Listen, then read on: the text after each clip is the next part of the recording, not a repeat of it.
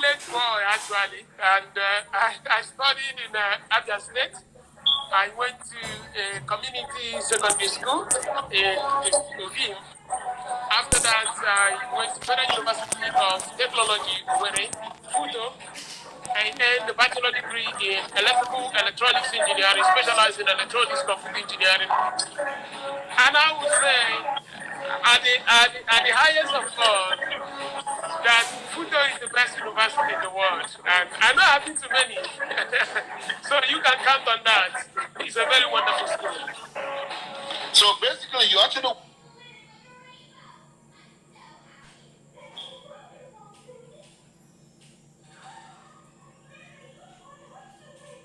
Yeah, I went to a film community school. But I would say this, that the secondary school in my village is actually better than the federal government schools. Because if you live in a film, we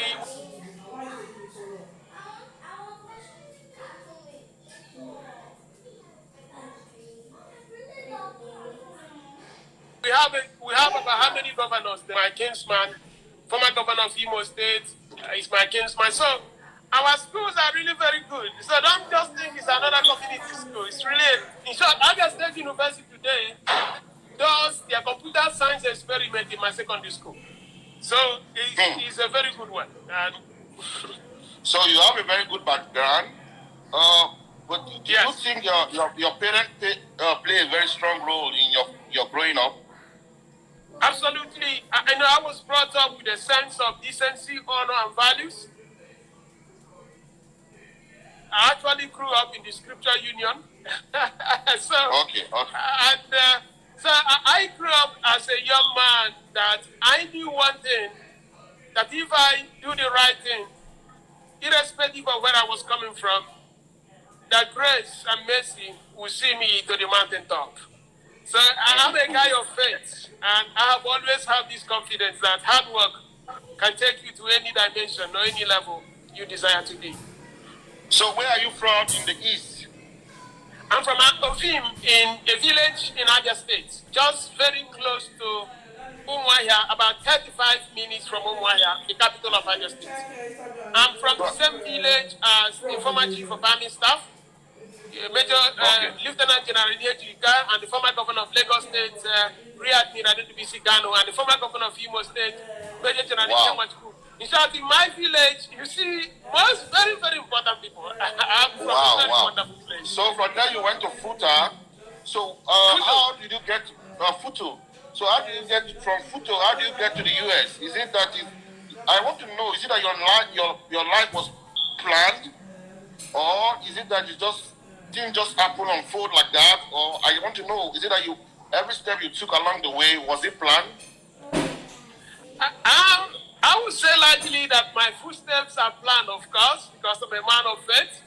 But however, nothing was really an accident in a way, because when I was finishing from Futo, I was the best graduating student in my class, and I had a job from Slumbeja. I had another job from the first CDMA company in Nigeria, Borders Telecoms.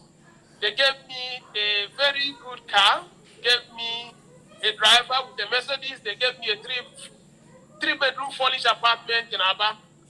So I finished my class project in Futo on a Friday, and on Monday, I moved to a three-bedroom furnished apartment with a driver and a car. But you see, I became a little bit concerned. How can I just finish my life and it's to make money at that very young age? So I made a decision that I was going to leave the company because I just didn't feel comfortable getting into that kind of life at that very young age. Because before you know it, my life will be wake up in the morning, go to work, come in the evening, go and eat in Kobe in Aba, and that's like that, nothing more. So I decided that I would like to go to the United States to get a PhD in my field. I really had this confidence that getting a doctorate degree in electrical engineering will be one of the finest moments I would like to say I've accomplished in my career. So, but before then, I have to raise the money. I didn't have the money, so I had to take a job in a bank, in Diamond Bank. And in Diamond Bank, I did 2 master's programs, one in Akure.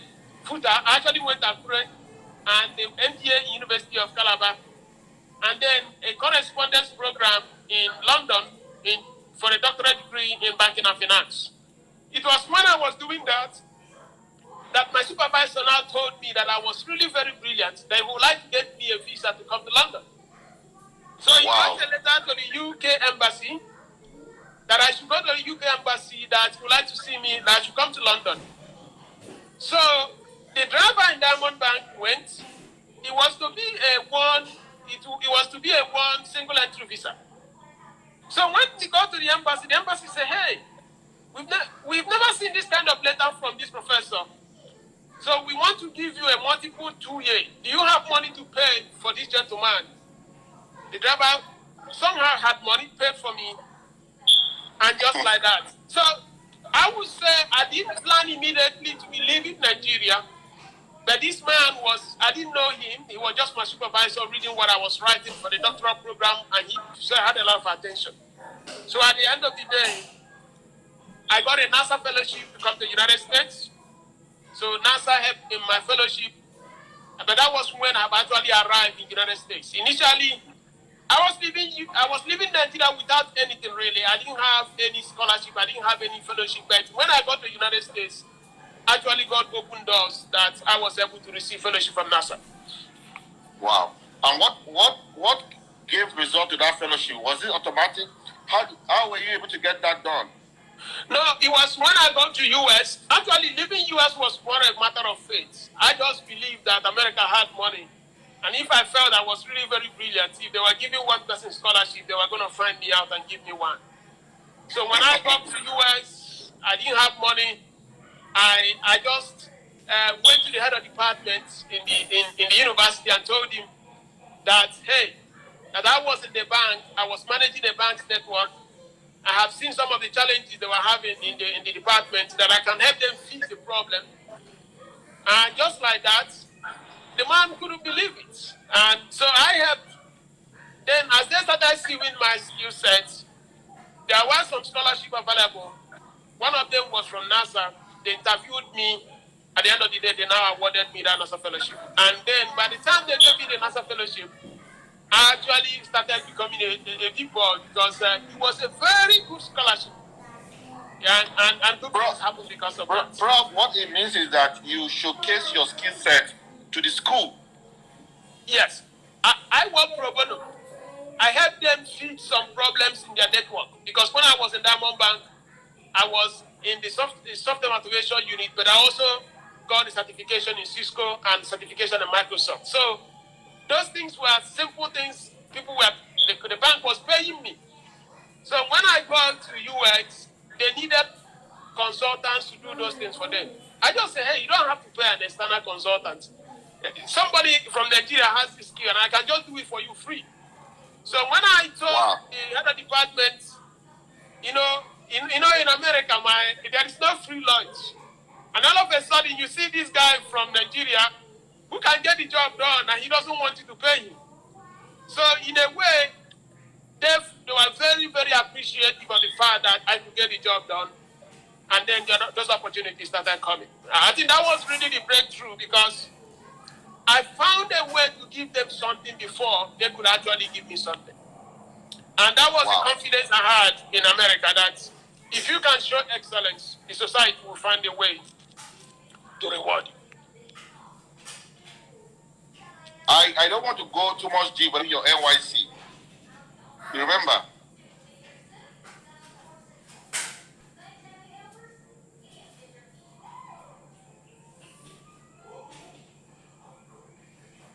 Yes. Testimony. I was in university. I had many job offers before I could finish, and there were also a lot of opportunities. And when I served in Jos, and when I was in Jos, one afternoon, there was a message from the NYC Secretariat. The director of NYC Secretariat at that time, her name is Dr. Mrs. Abasi. They sent for somebody that studied electrical engineering to come and to network their solution in the NYC Secretariat in Jos. So I went there. They said that they have been So I went there. They said that they have been working. I did my first federal government. And when I did that job, I bought a car. I actually imported a car from. And I paid a lot of money. And, but the worst part of it,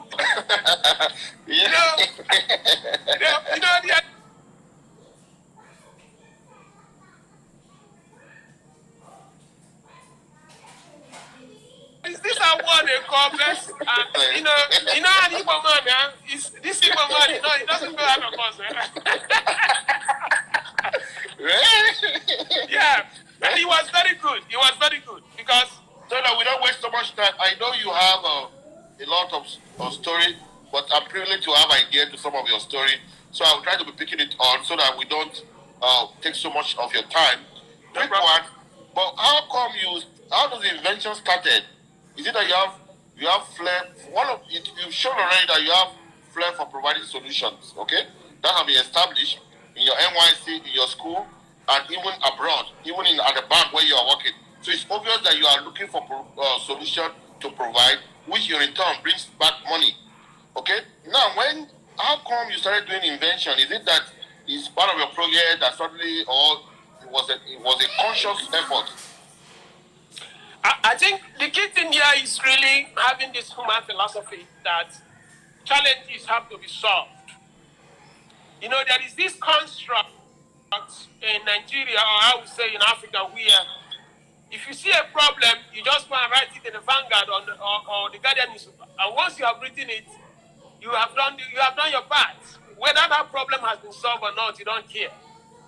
But when I got to the United States, I saw that the beauty of the nation is not on the writing, but actually in getting things done. And I also can take it back to where I grew up in the village. The most successful people you could see in the village were actually the most in terms of being very, very different in what they do. So, very, very different in what they do. So, in having products and services, I would say that innovation is where I like to focus on. How do we solve problems instead of just postulating ideas? Because innovation is equals to invention plus commercialization. Until you have commercialized it, it is just an idea. So, if you have that philosophy that problems in the market have to be fixed, it means that you have to take that product idea from the conceptual idea into a real product. I think that's the driver. It doesn't change whether it's in America, whether it's in Kenya, whether it's in Nigeria.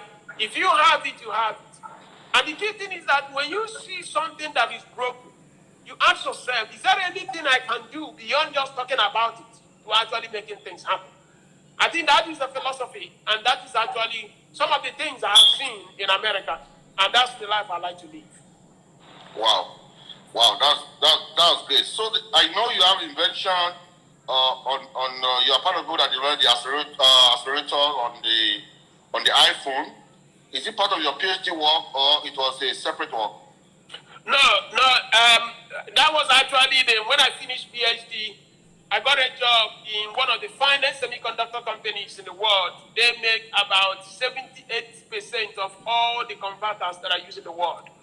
Analog Devices is a premier semiconductor company. It's actually one of the most difficult companies to get into.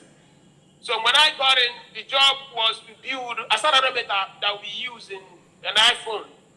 So I hold a PhD in that domain and in managing very small, discrete signals. And they wanted to translate that knowledge in the medical field into building what they call MEMS interface, microelectromechanical systems, essentially the interface between the mechanical and the electrical engineering domain. So it was a very fascinating opportunity as a young man then to get involved at the highest level of engineering and technology. So it was actually after my PhD. Wow, excellent. What of the other one that the government is using right now that you give the license for the patent?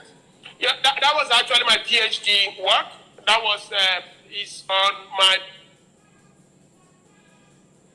doctorate work in the Johnson, and the PhD in electrical and computer engineering, specializing in robotics. I basically build systems that have the capacity to operate on human beings through the help of robots. So there's what we call the laryngoscope, what we call the endoscope. You can have robots that can go through those tools to go and do suturing and other navigational things through the human body. So that work was originally designed for medical robots. Someone quick one. Someone asked that what's your PhD all about? My PhD focused on basically the broad field of microelectronics. I build sensors and which are applicable in the area of robotics. And that area comes into what we call neuromorphics.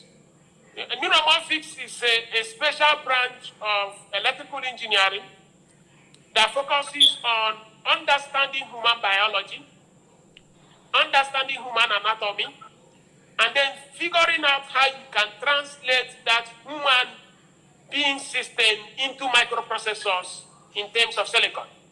So we have what we call event-driven asynchronous parallelism of the central nervous system, understanding the neurons and the synapses, and how you can clone them into microprocessors.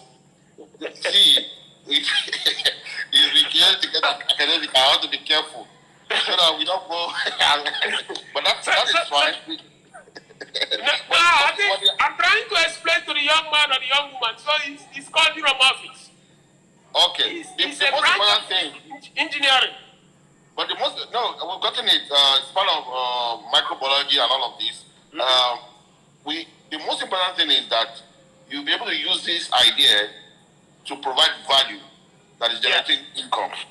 Maybe for you, for the school, for everything. Yes. There's a myth that is amazing about you. Okay? We have a lot of professors out there. They don't make money with their knowledge. We have a lot of professors out there. We have a lot of PhD holders. We have they have the title. They have the professor, but they don't generate. Good income, not to be paid salary. Okay, how are you able to get this blend of being a good professor, being a good student, and to also become a good businessman?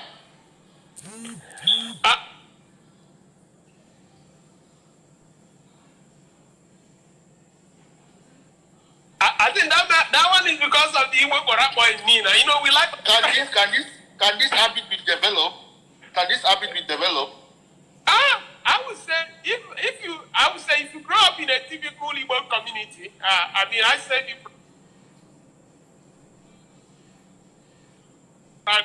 even if you have a PhD, it's happening to do more than Alaba and Aris. It's a kind of upbringing that satisfaction in any job is not just that somebody is paying you a lot of money, but also what you are doing for yourself. So I think it's this spirit of entrepreneurship. It's the spirit of individualism. It's the spirit of entrepreneurial capitalism, where you think that you can hustle, and that you can elevate your life and elevate the lives of other people around you. So it's not just about having knowledge and everything is in your head. It's more of how have you used that to help people. So I think growing up in Owerri and growing up in the village, we could see that not the most intelligent people may actually find success in life, but rather people that can actually take action. So you may have all the whole knowledge every morning, you just read newspaper and sleep. And the night, you read another newspaper and sleep. Nothing will change. So it's more of a philosophical movement of personal entrepreneurial capitalism, where you say, hey, I can improve my life, I can also improve the lives of people. This has nothing to do with money, I must say. It's just a way of life. Because if money is a factor, there are so many rich people in the world, by now they will not be working. It's like, it is your way of life. So sometimes you don't make this decision because they're going to give you money. You just make this decision because that is your way of life. And I think So, that's the so very important basically, if thing. I get you, Prof, you are basically saying that it's just having this entrepreneurial spirit. Being, as you're working, you have this consciousness that you have to think about how you can generate income to better your life and people around you. And Yes. the community at large. Not about just doing research for doing sake. So there's been conscious effort on making something from what you're doing. Income. Generating income. Giving value that can generate income. Am I right? Yeah, it's turning it into value. And that value could be defined in many ways. But in this case, it's helping people. Yes, improving the lives of others. It may not necessarily be me, because if it's for me, maybe one can just, in short, when I left the company, the industry, to take a job as a professor, I took a pay cut. That's always the thing. You know, no university will pay you what they pay you in the industry. But there is also one advantage. If you work in the industry, just you making tons of money. But if you work in the university, you can now influence people. You can help people. You can mentor people. So everything in life depends on what is it that really drives you. You know, there are people that work in Apple. Their lives are basically go to work, go back home, go to work, go back home. That's it. And they make tons of money. That's just the life they want to live. But somebody may say, I don't want to live that kind of life. I want to have an opportunity that I can go to primary school and teach for maybe every month, once in a month. You know, there are things that are beyond money that can give you satisfaction in life. That's the point I'm trying to make. Prof, do you think that your success is related to because you are very intelligent? Would you say that it's because you are a smart boy?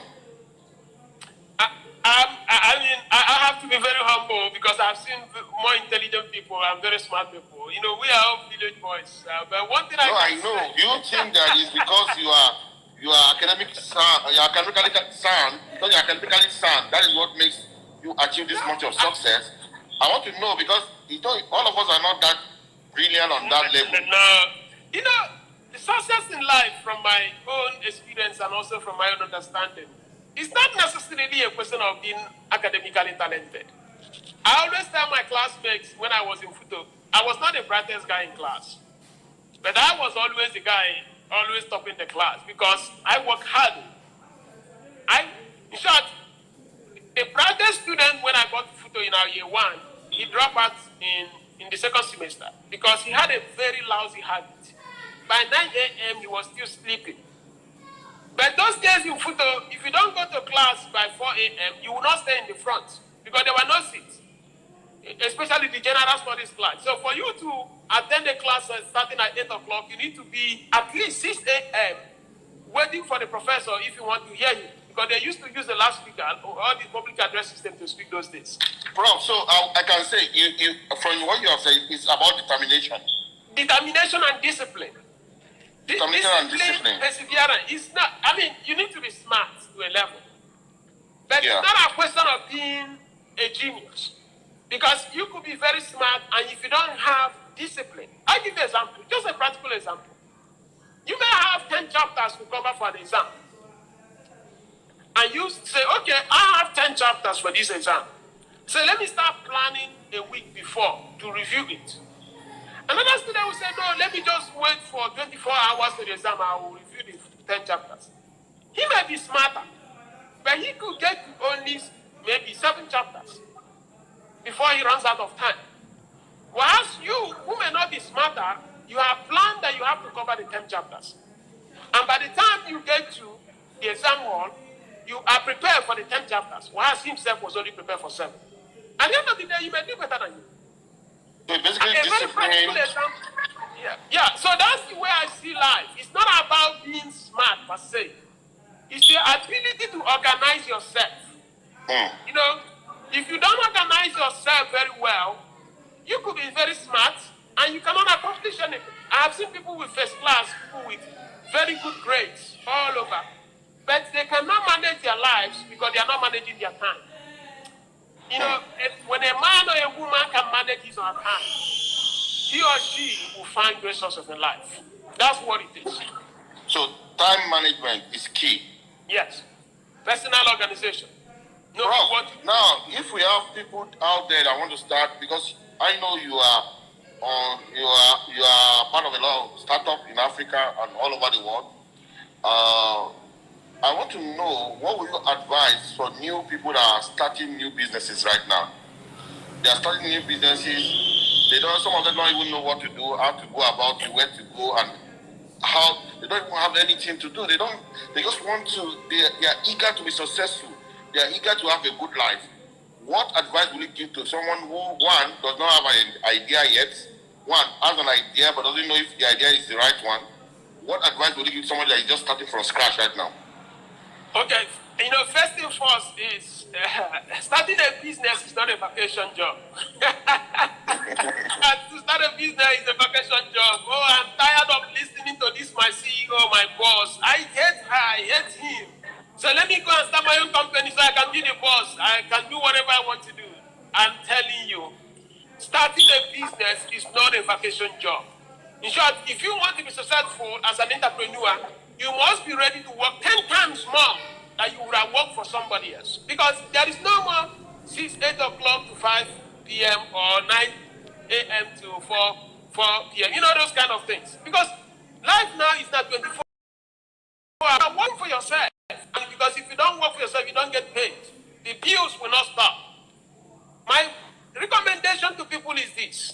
If you want to go and do something for yourself, be aware that if you are not doing another person's job and you think you're already carrying a lot of effort, if you have to run it for yourself, that you have to multiply it by the factor of 10.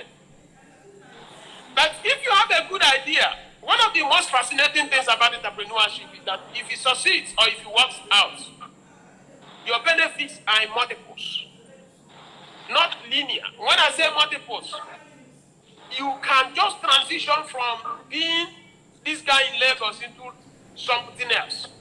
I give an example. Look at those guys that when they raise this $10 million and $7 million, it means that on paper, some of them are already multi-millionaires in dollars. But if they have been working for somebody, maybe the person would have been paying the 250,000 naira a month. Meaning that if they have to work for 30 years, they will not even smell that place they have gotten to. So starting something is good, but make sure that you have the right incentive. The right incentive, in my own opinion, is not just necessarily you want to go and start to make money. Rather, see a motivation that you want to change the world or something. See a motivation that you want to change the society on something. Because if you have that incentive, you will have an inner motivation to keep doing if the frustrations come. Because you're going to have frustrations. You're going to have drawbacks. So if it's just about the money, hey, if it doesn't work within a week, you go back and get another job. But if you have a mission of something you want to change, if those challenges come, you say, hey, I know they will be, but let me keep pushing. So that is what makes great entrepreneurs legends. The drive is not about the money. The drive is to make an impact in the world.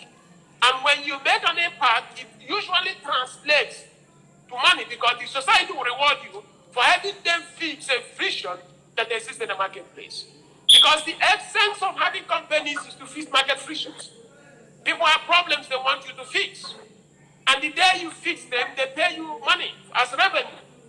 So if you can do that very well and help those people to solve their problems, you are going to make money in the process. That is what capitalism is all about.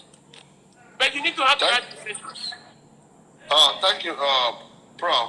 I want to ask you a question that some people are asking here.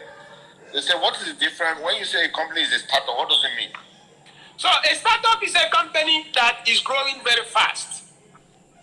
It is not a function of the number of years the company has been in business. It's not a function of whether it's a technology company or not.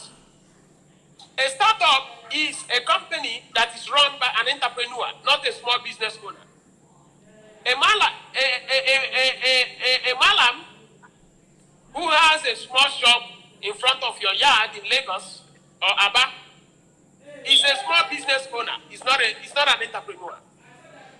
The village man in my village who has a convenience store where people can go and buy cashier, buy things, he's not an entrepreneur. He's a small business owner. The mama put in Oshobo, where mama tell you want to go and eat food. That's not an entrepreneur. That is a small business owner. So the problem we have is that we confuse entrepreneurs and small business owners. So the difference between an entrepreneur and a small business owner is that an entrepreneur, his business grows rapidly. So you see the company, 3 people today, within less than 3 years, 100 people. But if you go back to that Malam, that shop has had 1 person in the last 15 years. The shop has not expanded. Nothing has changed. He's not an entrepreneur. And he is not running a startup. He is running a small business. But so for a small business to become a startup, it means that it has to be growing rapidly. That is when a small business becomes a startup. But if it's frozen, no growth year on year, it's a small business. And the person that is running it is called a small business owner, not an entrepreneur. So a startup is run by an entrepreneur, and it's a company that is growing rapidly and fast. If you are growing very fast, even when you are 5 years in your business, you are still a startup. It's not a question of time or age. Okay. Prof, you've answered it, you've broken it up properly. Now that people are at this moment that they are struggling, businesses are struggling because of COVID-19, what advice will you give to business owners at this time? Yes, I think it's a very good question here. We've written extensively and also had videos and section in my Tekidia Mini MBA. In short, we have 2 weeks of looking at what businesses can do during this time of pandemic. So there are 2 things there. In one of our playbooks, we say if you're a business owner, the first thing now is survival. So there are what we call protocols you have to go through. Your revenue is going to drop. That is not news. You may see that some of your customers are going to go bankrupt. You may notice that even if we reopen the economy, people will not have the confidence to buy things because they are not sure of their jobs. So our suggestion is this: if you need to make decisions on your expenses, make them as quickly as possible. And if the economy reopens and you have to serve customers, think how you can give them a lot of opportunity they can pay over time. So let me give an example. If I'm selling something to you today, I can say, I'm going to give you 20% discount or 30% discount if I'm running a hotel business. Because I want you to come into my hotel, I say, I'll give you 30% discount. So if I give you that 30% discount, I said, okay, I can even give you an option to pay in the next 2 months. Because I know there is a possibility that the money you had in the bank, you've utilized it over the last 5 weeks. So a business owner has to come up with a way to encourage his or her customer to pay and spend money with him or her. Because people are going to have this kind of inertia. No one would like to spend money now. So, and in my program, when I take the MBA, how did we get people to start paying? We say, okay, if you register, we give you my ebook. One, we give you another ebook. We give you our FS Cyber free. Because you need to give people discounts. You need to give people incentives. Because there are so many things that are competing for that money. So you need to find a way to break through. Let me say this, the most important thing any business owner has to do right now is to find how to earn income, earn revenue. Your problem is not about innovation or investing on new things. If you are in Nigeria now, your problem is survival. Because if you cannot get any revenue right now, your business is in trouble. We already know so many companies in Lagos are gone. A young man told me that his company is shutting down today. because the major contractor, their major customer cancel their contract. So, and the company does not have an opportunity to go and look for another contract because of the lockdown. So everyone has to be laid off today. That's how bad it is. So growth, Growth,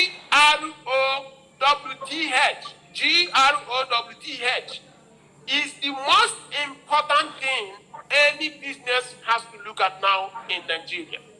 If you cannot find how to generate revenue, you are in trouble. Because government doesn't have money to spend, so free money will not come. Companies don't have excess money in the bank because they have been spending the ones they have. And if you cannot find a way to generate revenue, you are going to run out of cash. And if you run out of cash, it's going to be a very bad thing. So growth is key. Find a way to give incentives. Do a lot of promos. If possible, work pro bono. Allow the customer to give you an opportunity to come into their lives.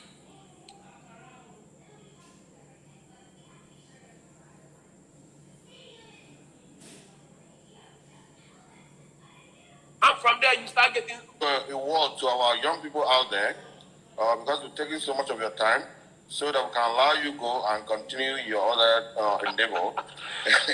So, I want to give you a very good word for our young people out there that are admiring you and looking up to you.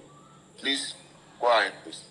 Yes, so of course, it's always a privilege and honor to be asked to speak to our young people. And I always tell them that all of us went through the same phase.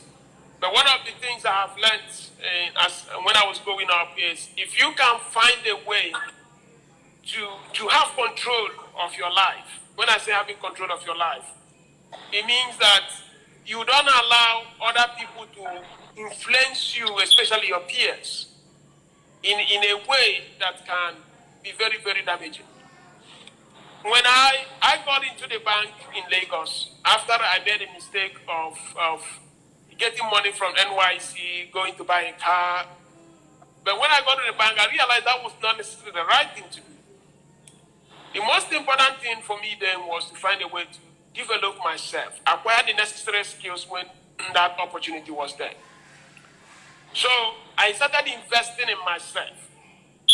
Investing in myself is like, if I develop these skills, there will be a time for me to monetize them. So if you're a young man or a young woman today, find a way to develop and acquire the right skills. If you acquire the right skills, this world or this society will figure out how they will pay you for those skills. The difficulty in life is you have the time now and you don't want to acquire those skills. All of a sudden, by the time you need to use those skills, you don't have them. You know, everything that you have done in university, I would say, great. But there are many more things in life than what they taught you in school. If you are a programmer, and you've learned one program, but you see that another language is coming out very, very rapidly, and you don't have the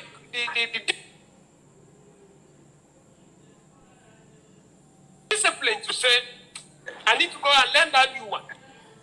Your career now will be stunted. So acquiring that new skill can propel you for the opportunities of the future. So it's not about technology, it's just about the way of life. So constantly learning, constantly updating yourself, constantly making sure that you surround yourself with people that can add value in your life.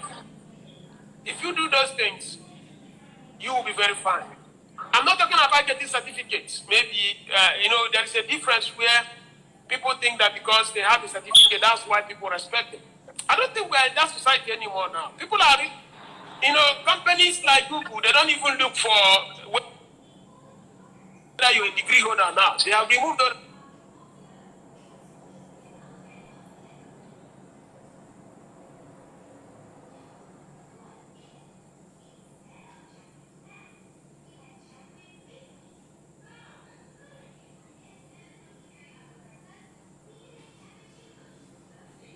All we are living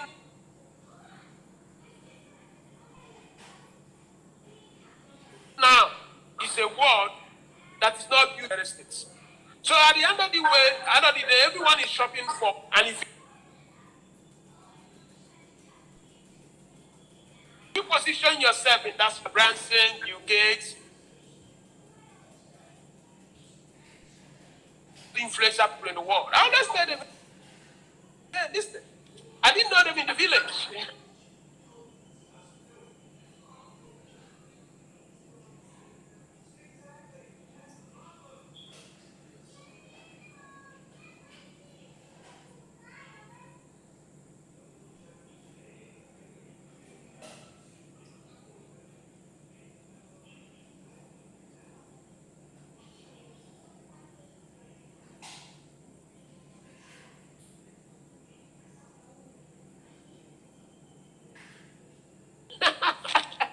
Bang.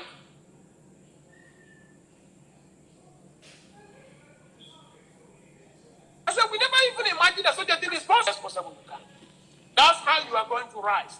That's how people will recommend you. That's how people will like to stay around you. And that is how you continue climbing. That's what I can say right now. Thank you, Prof. You said so well. So we're still going to release Prof to go. He's on the other side. He's in the US. And now you can start. I'll be asking you some questions.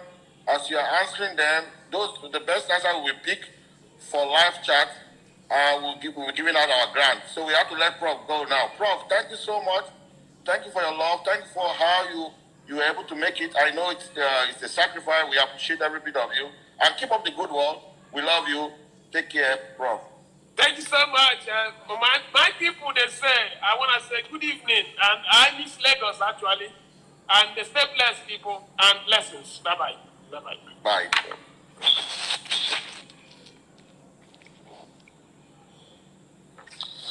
So, Prof, Ndubuisi has gone.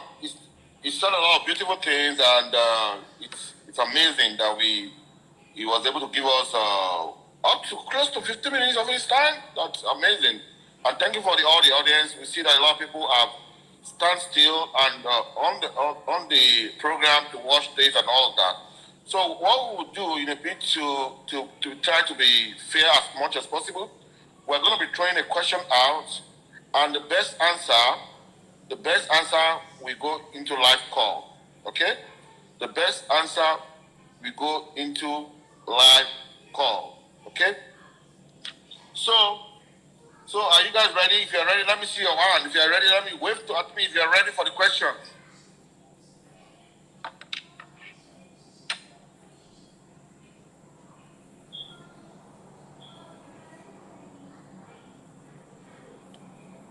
So I want to ask you, how did Prof got opportunity to be making money from everything that he has been doing? How did he go about it? What did he do that he was able to get paid?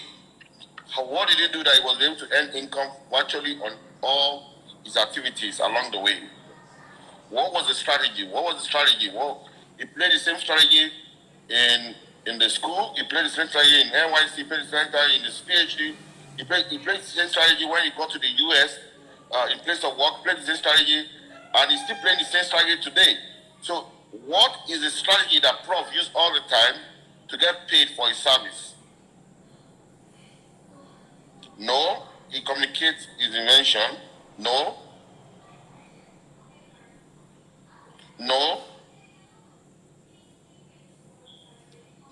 Those are the first thing we first answer.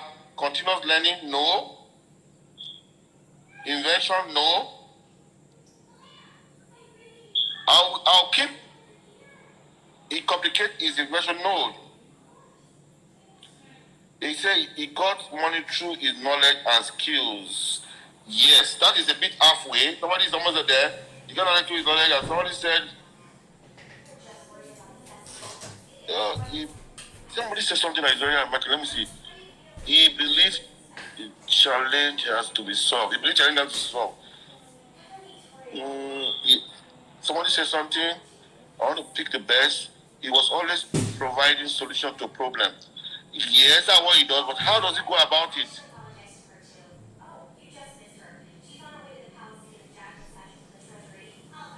Nobody's eating it on the nail. I need somebody to eat it on the nail. Prof did, he applied himself. Let me see this one. He applied himself. Through determination and network. No. He understood and built himself and dynamic. No. He said he commercialized his skills and yes, but how did he get? How did he get that?